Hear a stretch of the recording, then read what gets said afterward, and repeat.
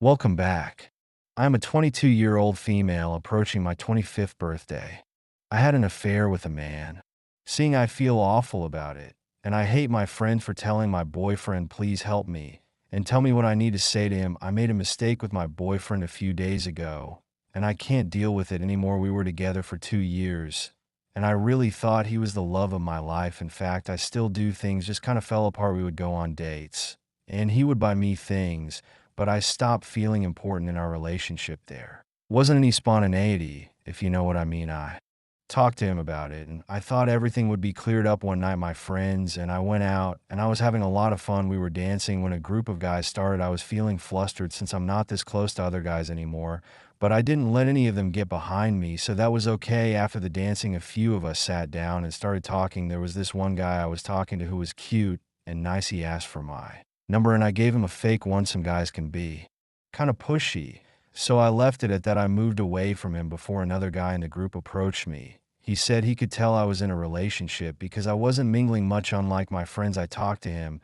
and he mentioned that he'd just gotten out of a long relationship. I should have stopped there, but I asked what happened, and he told me his ex wasn't exciting him anymore. I told him I felt the same way and asked why he didn't stay with her. He said it was more fun meeting other women. He could do what he wanted with and didn't have to worry about any kind of attachment. We talked for the rest of the night until my friends and I left. He gave me his number. I messaged him while on the way to my friend's house. I told my friends get an Uber and go home, but I went to that guy's house instead. He had his own place and a nice car in his driveway. When I got inside, we chatted a little more and ended up kissing. Then we had sex. I cuddled with him and was about to leave, but we started kissing again and had sex once more. I fell asleep in his bed. When I woke up the next day, I panicked because I wasn't supposed to sleep over. My boyfriend called and texted me, but I didn't answer. A few of my friends texted me and even called my dad to make sure I was okay. I left and called my dad telling him I was okay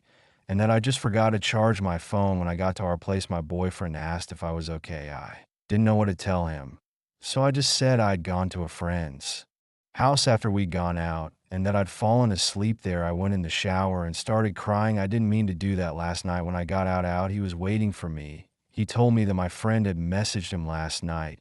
He said he'd taken an Uber home and had checked my phone to see where I was. He asked if I cheated on him, and I started crying again. I told him I hadn't and that I'd never do that. He didn't say anything. He just stood there. I wanted him to hold me, but when I tried to grab onto him, he backed away. He told me to, I told him to get out before he called the cops, and I laughed. It's been a few days since then. I really need him back. He was the best thing that ever happened to me. I haven't been eating or sleeping much, and I've skipped my classes. I'm not talking to my pals since they damaged my relationship.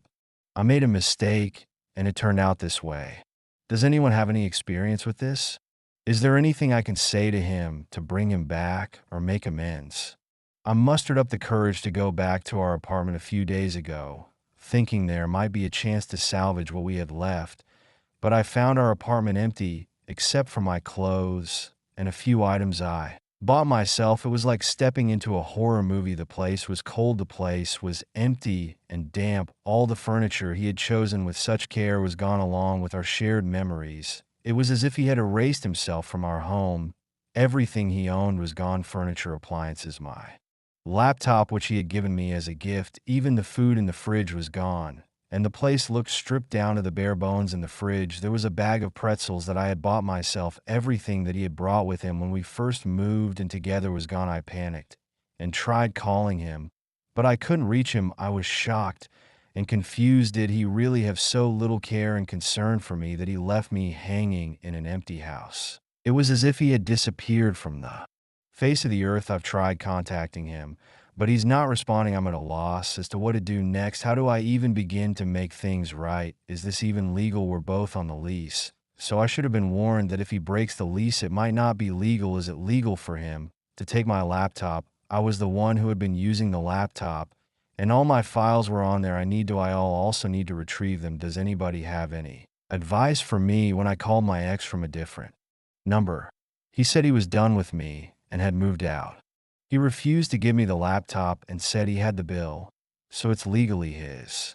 I only needed to copy my files, but he formatted it and erased everything, just like he'd erased me from his life. It's difficult not to sympathize.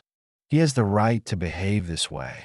Your boyfriend's activities with the flat and laptop may not be legal, but they indicate a lack of interest in you.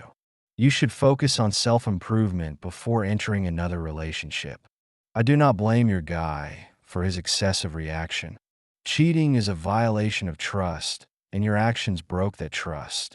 Taking everything he brought into the flat may not be legal, but it's a clear indicator he's done with you. The laptop issue may require legal assistance, but you have greater concerns to deal with. Reflect on your decisions and learn from them. You may become a better partner in the future. Get out of here with your attitude of entitlement. A fact, it is not unlawful for him to take back his provided laptop. I met my husband back in 200, and over the years we built a life together. We got married in 2005 and had our son in 2010. It should have been a time of happiness and stability, but somewhere along the way I lost sight of what we had. I allowed myself as to be drawn into something I thought was just a friendship. He had been a colleague, someone I had known for a while. We would talk and share. Over time our connection grew stronger. I didn't realize how far I'd gone until it was too late. When my husband confronted me, I couldn't deny the truth any longer. I'd betrayed him and our marriage in the most painful way possible. The guilt was consuming me, and I confessed to everything, including a one night I told him about a mistake I'd made with another man years ago. It was like a terrible secret I'd been carrying, and it felt freeing to let it out. We decided to seek therapy, both individually and as a couple, to see if we could salvage what was left of our relationship. There was still love between us, but it was buried beneath layers of pain, mistrust, and resentment. There were so many layers to the pain, mistrust, and resentment. One of the most difficult decisions was whether to inform the other's wife. It felt right, but I was concerned about the impact on his career and my own. I decided against it to avoid ruining his marriage. Rebuilding trust was also a challenge, as my husband had doubts about me. I had to work hard to regain his faith. I chose to keep our struggles private to avoid being defined by our local community. My husband has expressed a need for community and family support, and he has already told his closest friend.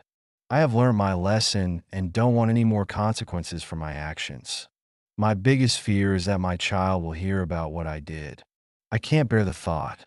As parents, our primary responsibility is to protect our children. However, if my husband refuses to resolve his personal issues privately, I am concerned about their physical and emotional well-being. Please advise, as confiding in friends and family is a personal decision. Thank you. Prioritizing your child's well-being is crucial given the unavoidable repercussions of your actions. If your marital troubles are harming your child's mental health, it's important to consider what's best for their long-term emotional health. Unfortunately, he'll ultimately find out. Perhaps you should have considered this before cheating many times.